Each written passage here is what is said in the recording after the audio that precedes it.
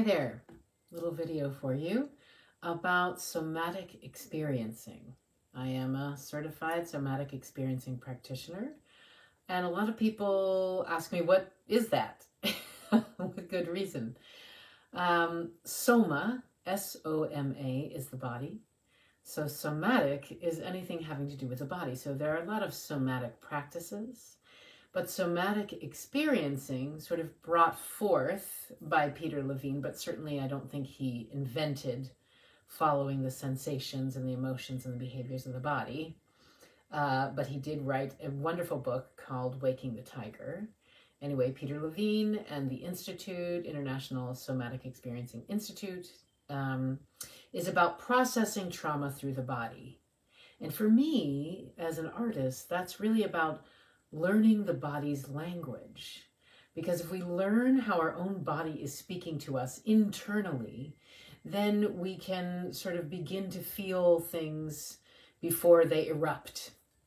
And I believe, and I think many people do, that the body and all of its functions that happen without our will, heart pumping, blood circulating, that we're not willing it to do consciously, because there's so many unconscious things that happen just on sort of autopilot until there's a problem. I believe that our bodies are linked more to the unconscious than our consciousness. So there are a lot of things going on. I had a client the other day who was telling me that when she was out and about and meeting friends and at an event or a party, that literally she sort of froze in this way and sort of had phone and other things. And she just felt like she was there-ish, but disconnected from the body, and actually in a very protective, as it happens, position.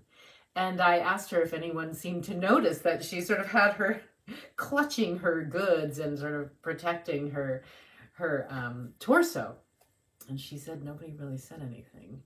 But she noticed after a while that was happening. And sometimes we're in such a clutch or a brace that your muscles actually get tired or you get fatigued because you're just holding this position that you are not willing, that you're not choosing, that's just happening, the body.